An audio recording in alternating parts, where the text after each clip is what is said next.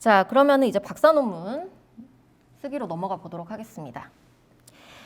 저는 사실 중국의 근현대사에 관심이 좀 있었습니다. 네, 좀 흥미로웠어요. 그 제국이잖아요. 중화 제국이었던 한 나라가 아편 전쟁을 시작으로 한 근 100년 동안을 서구의 제국주의 세력의 고통을 받다가 혁명, 그것도 농민혁명으로 어떤 사회주의 근대화를 꿈꾸고 그랬다가 문화대혁명까지 이렇게 치닫았다가 다시 그게 끝나고 지금은 사실 어떤 이념으로만 남아있을 뿐 어느 나라보다 자본주의적인 나라가 됐잖아요. 그리고 부강의 꿈을 이뤘죠. 미국과 뭐 G2를 어깨를 나란히 하면서 세계 최강국이 되었습니다. 만약에 중국의 흥망성쇠를 그래프로 그릴 수 있다면 막 이렇게 막 요동치는 이런 그래프가 될 것 같은데요. 저는 근데 그 화려한 역사보다도 그 소용돌이 속에서 살아가는 소시민의 삶이 궁금했습니다. 그러니까 이런 역사가 있는데 그 중국 분들은 보면 되게 담담해 보이잖아요. 그래서 저들은 어떤 생각을 하고 살아왔을까 이런 궁금증이 생겼습니다. 저는 좀 사람한테 관심이 많거든요. 네. 그러다가 짱이모의 영화 인생이라는 영화를 보게 되었습니다. 짱이모는 뭐 중국뿐만 아니라 한국에서도 그리고 세계적으로 유명한 중국의 감독이죠. 네, 5세대 감독입니다.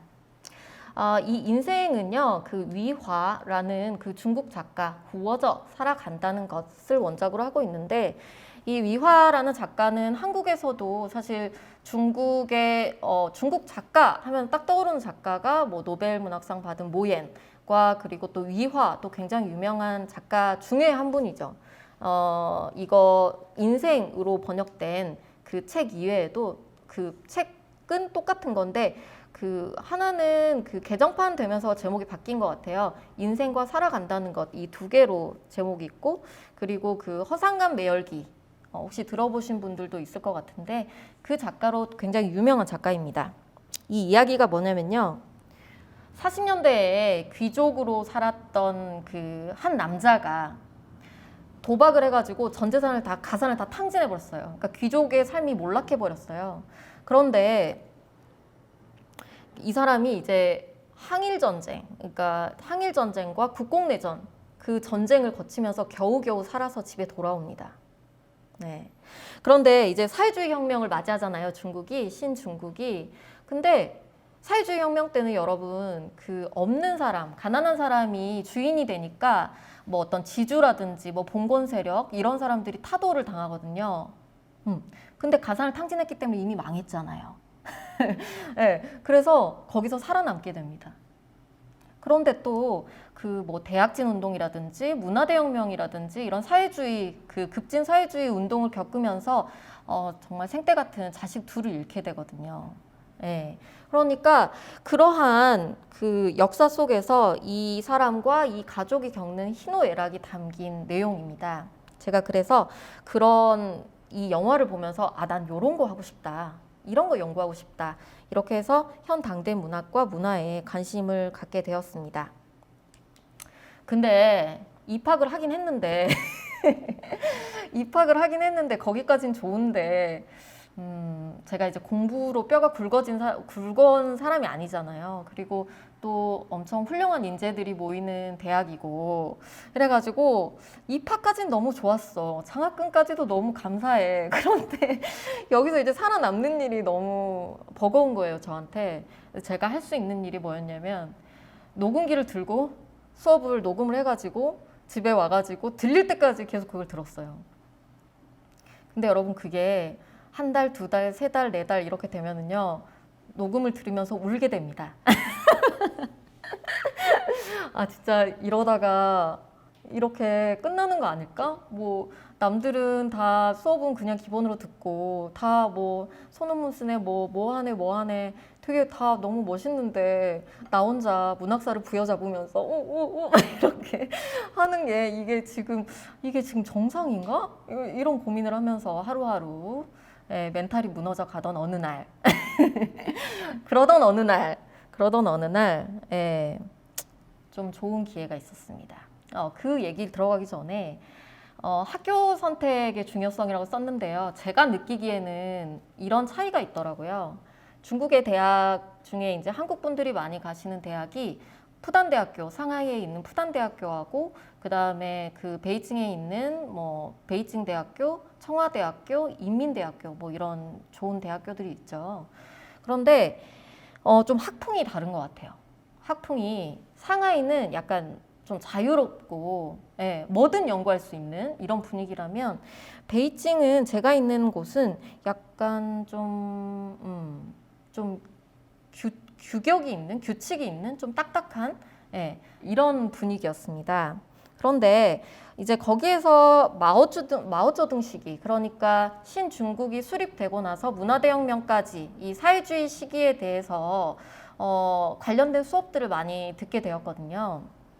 그러니까 그 시기에 비록 실패한 어떤 사회주의 실험이 되었지만 지금 중국의 어떤 성찰로서 좀 뭔가를 거기서 건져낼 수 있는 것이 있지 않을까?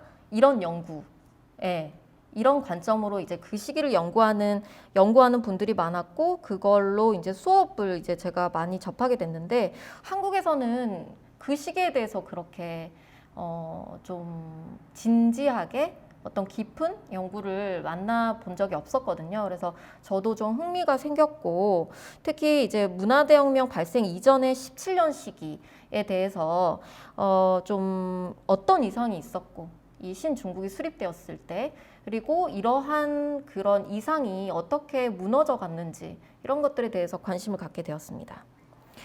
그러던 어느 날 이제 문학사 수업을 들었는데요. 거기서 이제 1949년에서 1950년대 초반의 이제 과정에서 한국 전쟁을 접하게 됐습니다. 중국에서는 한국 전쟁을 항미 원조라고 하는구나. 우리는 6.25, 뭐 동족 상잔의 비극, 뭐 이렇게 얘기를 하는데 거기서는 미국에 대항해서 조선을 돕는다라는 전쟁의 이름으로 불리고 있구나. 그리고 정말 많은 작가들을 동원해서 그 전쟁터에 보내고 그들이 쓴 그 문예 작품으로 대중들에게 그거를 전파하고, 그러니까 대중 동원을 하는 거죠. 이런 움직임들이 엄청난 규모로 있었던 거죠. 그런데 문학사에서 정말 요만큼 나오는 거예요. 우리나라처럼. 그래서 좀 그냥 처음엔 간단한 호기심이었어요. 우리나라에선 그럴 수 있는데 중국에서는 왜? 그래서 교수님께 여쭤봤죠. 문학사를 저술하신 그 교수님께 여쭤봤는데 좀 시원한 대답을 들을 수가 없었어요. 그래서 제가 나름대로 당시의 인민일보라든지 그다음에 뭐 문학 작품들 그 당시에 나온 문학사 저서들 같은 거를 보면서 좀 나름대로의 문제 의식을 만들게 됩니다. 그리고 그 과정에서 한국과 중국의 그 중문학계의 연구 틈새를 찾게 됐어요. 그러니까 한국 중문학 수업에서는 이 시기의 문학은 문학이 아니다. 그러니까 순문학의 관점으로 접근하는 거죠. 그래서 이건 선전이고 지식인과 작가들이 이렇게 저렇게 탄압을 받은 정말 그 암흑의 시대였다라고 봅니다. 당연히 한국전쟁은 우리와 관련된 거기 때문에 연구 성과는 많은데 그러한 관점이 그런 거죠. 봐라, 이게 문학이 아니다. 그리고 뭐 작가들이 이런 사상 개조를 받게 되었다. 약간 이런 것이 중심 내용이었습니다. 중국의 경우에는 또 정치적 민감성이 크죠. 지금은 조금 상황이 달라졌는데 마오쩌둥 시기가 끝나고 그러니까 개혁개방 이후에는 이 한국전쟁은 거의 함구 상태였어요. 왜냐하면은 개혁개방 이후에 중국이 미국의 어떤 그 미국이 주도하는 세계 질서 속에서 거기에 같이 하면서 지금의 경제 발전을 이뤘기 때문에 미국과 뭐 전쟁, 미국과의 중국과의 전쟁으로 기억되었던 그 전쟁이 당연히 좀 예민하고 정치적으로 민감한 부분이었던 거죠. 그래서 관련 내용은 많지만 다룰 수 없는 내용도 그만큼 많았습니다. 그래서 이념적으로 정치적으로 양국 연구자들의 공백이 있었고 그렇다면 내가 그 한국의 연구자로서 좀 해볼 수 있는 게 있지 않을까라는 생각을 하게 되었던 거죠.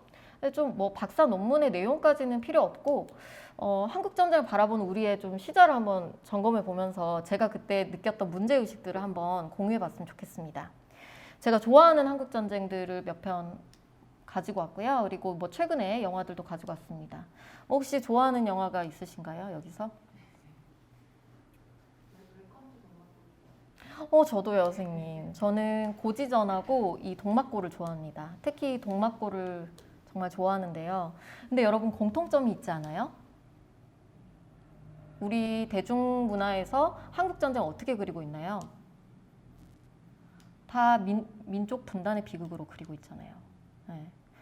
이 영화는 이제 뭐 메가더가 거의 뭐 그랬으니까 미국이 등장하지만 거의 대부분은 우리나라의 우리 그 민족의 비극으로 그려진 일국적인 시야로 바라보는 관점을 가지고 있습니다. 그런데 사실은 이 한국 전쟁은 우리가 이렇게 배우잖아요. 유엔군이 우리를 도와줬다 뭐 이렇게 배웠잖아요. 그래서 이거는 세계적인 전쟁이었습니다. 한국 전쟁은. 미국, 영국 등 전투병 지원국이 16개국, 인도를 포함한 5개의 의료 지원국 등 총 21개의 유엔 연합국이 이 전쟁에 참여했고, 그렇다면 그 적군으로 맞섰던 중국군과 북한군을 포함한다면 총 23개국이 함께 참여한 세계적인 전쟁이었던 거죠. 자, 그러면 한국 전쟁 속 중국군의 모습은 점처럼 드러나진 않지만 우리가 뇌리에 박힌 장면이 있죠. 이거 그 태극기 휘날리며에서 한 장면인데요. 그 폭탄으로 민둥성이가 된 산을 중국 인민지원군이 막 진짜 무슨 개미떼처럼 우르르 이렇게 몰려오는 장면. 이 장면. 이게 끝이에요, 여러분. 우리가 한국 전쟁에서 가지고 있는 중국군에 대한 이미지인 거죠. 그런데 사실 한국 전쟁은 우리에게도 엄청나게 큰 비극적인 사건이었지만 중국에서도 이 전쟁은 정말 사활을 건 전쟁이었어요. 왜냐면 여러분 생각해 보세요. 1949년 10월에 땡땡땡 신중국이 선포되었습니다 라고 했는데 한국 전쟁은 1950년에 일어났습니다. 그렇죠? 근데 그 전에 중국이 아주 순조롭게 만들어졌나요? 아니잖아요. 한 100년 동안 전쟁을 했고 그 전까지만 해도 국공내전으로 아주 그냥 나라가 너무 오랜 전쟁으로 사람들이 다 지쳐 있고 제대로 된 설비조차 없는 그런 상황이었어요. 그런데 자기 나라에서도 벌어지지 않는 이 전쟁에 참전을 한다? 엄청 위험한 선택인 거죠. 그래서 당시 마오쩌둥을 비롯한 그 중공 지도부에서도 찬반 의견이 굉장히 팽팽하게 엇갈렸고 거의 뭐 마오쩌둥의 결단으로 참전은 했지만 아마 그 심적 부담감이 엄청났을 거라고 저는 생각합니다. 그래서 보면은요, 이 국군을 좌우하는 이 전쟁이 전국적인 규모의 항미원조 운동을 벌이게 되죠. 뭐 어떤 애국과 그 다음에 사회주의 이데올로기를 그 전시 위기라는 이 전쟁을 통해서 아주 빠른 속도로 국민들을 포섭해가는 과정이었던 겁니다. 그거는 우리나라도 마찬가지죠. 이승만 정권 때 우리나라도 마찬가지지 않습니까? 근데 이 한국 전쟁, 그러니까 항미원조 전쟁이 중국에서 중요한 이유는 이 항미원조 보가 위국, 그러니까 미국에 대항해서 조선을 지키는 것이 나와 내 나라를 지키는 것이다. 그게 애국주의와 프롤레타리아 국제주의 이 두 가지의 그 정신을 가지고 있죠. 이게 신중국의 처음 이상과 맞닿아 있잖아요. 강한 중국, 그죠? 내가 지켜야 되는 새로운 강한 중국. 그리고 그렇죠. 사회주의 혁명 중국입니다. 그래서 이게 한국전쟁 시기뿐만 아니라 마오쩌둥 시기가 끝날 때까지 이 항미원조 문예서사가 부단히 재서사되거든요.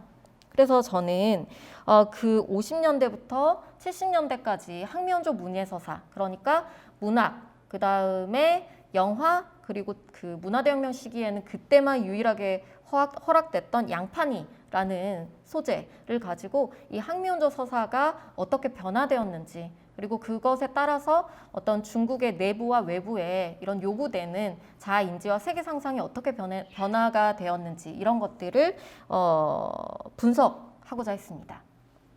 그래서 사실은 이게 그 한국 전쟁이 군사나 정치, 외교적 측면에서는 굉장히 이야기가 많이 되잖아요. 그런데 저는 이러한 중국 인민들의 집단 사유체제, 세계관 이해 측면에서는 문학, 문예 이런 것들이 훨씬 중요하다고 판단을 했던 거죠.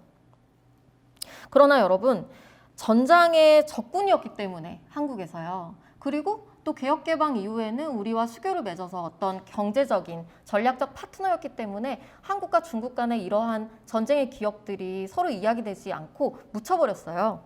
그래서 저는 한중 관계가 이렇게 30년이 지났어도 조금의 균열에도 이렇게 막 흔들리는 것이 냉전 시대에 이러한 기억들이 해소되지 않았기 때문이라고 생각합니다. 하지만 영화 인생도 마찬가지지만 역사는 굵직굵직한 사건들로 뚝뚝뚝 끊어지지만 거기서 사는 인민들의 삶은 그렇지 않잖아요. 네, 늘 이어지고 있죠. 네.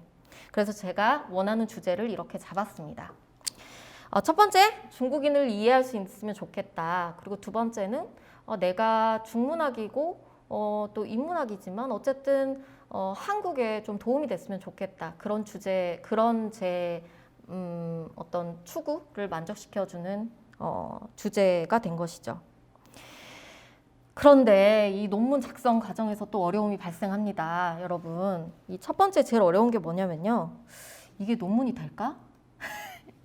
이게 박사 논문이 될까? 확신이 없는 거예요. 왜냐면 한국의 이 교수님들께 여쭤보면 너 빨갱이야? 이런 소리를 듣고 또 중국 교수님들한테 여쭤보자니 제 지도 교수님은 아동문학 작가십니다. 그래서 어떻게 해야 되나 그래가지고 제가 이 업무의 추진력을 발휘해가지고 북경되어 있는 교수님들, 그러니까 이 논문에 어떤 코멘트를 주실 수 있을 것 같은 교수님들에게 메일을 수없이 뿌립니다. 교수님 저는 누군데요. 이런 문제의식을 갖고 있는데 이런 게 이래가지고 제발 좀 도와주세요. 한 번만 만나 주십시오. 뭐 이렇게. 당연히 답이 없죠. 왜냐하면 중국은요 여러분 석박사생 그 수업으로도 100명 강의실이 꽉 차요. 학생이 너무 많아. 자기 그 학생들이 너무 많고 그리고 또 남의 지도 제자의 학생을 지도해줬다가 좀 그런 것도 예민하고 그리고 또 전 이방인이잖아요. 별로 아무도 관심을 가져주지 않습니다. 그래서 너무 이제 혼자 방황을 하다가 자퇴를 결심. 너무 지쳤어. 그래 나는 이 정도 했으면 진짜 충분히 한 것 같아. 후회하지 않을 것 같아. 그러면서 이제 포기하려고 하던 찰나에 두 분께 회신이 옵니다. 네. 그래 한번 와봐라. 그래가지고 그렇게 그때 미세먼지가 1200인가 그랬는데 제가 그분을 만나고 돌아오는 길에 정말 막 눈물을 흘리면서 막 이렇게 날씨도 좋고 공기도 좋고 인생이 너무 아름답게 보이는 거예요. 네, 그렇게 해서 그 난관을 뚫게 되죠. 그러면은 여러분 제 자질구레한 이력들이 이럴 때 도움이 되는 거예요. 첫 번째는요 여러분 다른 길이 궁금하지가 않아요. 다 해봤거든. 다른 길이 궁금하지가 않아요. 다 해봤고 어떤지 내 성향을 정확하게 알고 있기 때문에 이거 아니면 없는 거야 내 길은. 그래서 박사 과정 중에는 이거 안 하면 안 했지 다른 거 한번 해볼까 이런 생각이 절대 안 들더라고요. 그리고 두 번째는 추진력. 업무로 쌓인 이 추진력이 박사 논문이 막힐 때 좀 도움이 되지 않았나 그런 생각들이 듭니다. 그리고 두 번째는요 여러분 중국 유학에 있어서 좀 특수한 상황인데 정치적인 위험성이에요. 제가 인문학이지만 이제 이 한국전쟁이랑 정치적으로 조금 위험한 내용들을 다루고 있었기 때문에 저희 지도 교수님께서 그 논문 두 번째 패스 단계에서 거의 그러면은 거의 80%가 완성돼야 되는 단계인데 저한테 전화가 왔습니다. 담아 지금 정치적인 상황이 너가 논문 주제를 정했을 때보다는 훨씬 안 좋은데 혹시 다른 주제는 없니? 그러시는 거예요. 그래서 네 이런 정치적인 위험성 이런 것들을 좀 고려하시면 좋을 것 같고요. 그리고 만약에 이런 저 같은 주제로 할 때는 참고 문헌을 좀 주의하시면 좋을 것 같습니다. 중국 거나 뭐 한국 거 뭐 이렇게 하나만 하지 마시고 좀 일본, 미국 이렇게 조금 여러 가지 시각을 담을 수 있는 것들을 고루고루 참고했다 이런 것들 좀 중요할 것 같고요. 그리고 마지막으로 이 용어 사용에 있어서 그 민감도가 저는 외국인으로서 그 선이 잘 모르겠더라고요. 선을 예를 들어서 어떤 용어를 사용했을 때 이거는 좀 약간 고쳐야 돼라는 그 라인을 제가 외국인이니까 잘 모르겠는 거예요. 그래서 중국인 친구의 도움을 받아가지고 고쳤습니다. 네. 그래서 이 세 가지 정도를 제가 좀 조심을 했고요. 그리고 뭐 멘탈 관리 측면은 저는 사실 멘탈 관리를 제대로 하지 못해서 네, 뭐 특별히 뭐 드릴 말씀은 없는데 저는 박사 논문을 집에서 많이 썼어요. 한국 집에서. 그래서 여러분들이 편한 장소, 네, 저는 그 북경대 그 기숙사가 주는 그런 느낌 아세요, 여러분? 그 네모난 하얀색 방이 접힐 것 같은 느낌? 네, 그래서 최대한 제 멘탈을 위해서 편한 곳에서 논문을 썼습니다. 꼭 도서관이 필요 없잖아요. 꼭 학교 안이 필요 없으니까 여러분들이 좀 편한 마음으로 그런 마음을 가질 수 있는 곳에서 작성을 하셨으면 좋겠습니다. 네. 그리고 좀 제가 요즘 느끼는 거는 그렇게 중국에서도 민감하고 한국에서도 민감한 이 주제를 쓰고 나왔을 때 좀 반응이 차가웠어요. 네. 문학도 아니고 정치도 아니고 이건 뭐 군사도 아니고 너무 제재 자체도 너무 위험하고 그런데 제 그때 도와주셨던 그 중국의 교수님께서 이런 얘기를 하시더라고요. 그런 거를 고민하지 말고 우선 네 논문의 완성도나 높여라. 그리고 두 번째는 네가 열심히 해서 네가 그거를 만들어내야지. 네가 이 주제를 선택한 이상 어쩔 수 없다. 어쩔 수 없다. 하지만 그 사람들이 다 맞는 건 아니다. 네가 최선을 다하고 그 이야기가 메시지가 있다면 분명히 네 논문이 언젠가는 가치를 봐주는 날이 올 거다. 믿음을 가져라 라고 말씀해 주셨어요. 그래서 뚝심, 자기 주제에 대한 뚝심 이런 것도 좀 필요한 것 같습니다. 근데 저는 그거를 갖지 못해서 졸업하고 초반에 많이 힘들어 했던 것 같아요. 역시 저의 유리 멘탈이 문제가 아니겠습니까? 그래서 제 박사 과정부터 졸업은 사실상은 별로 뭐 별게 없습니다.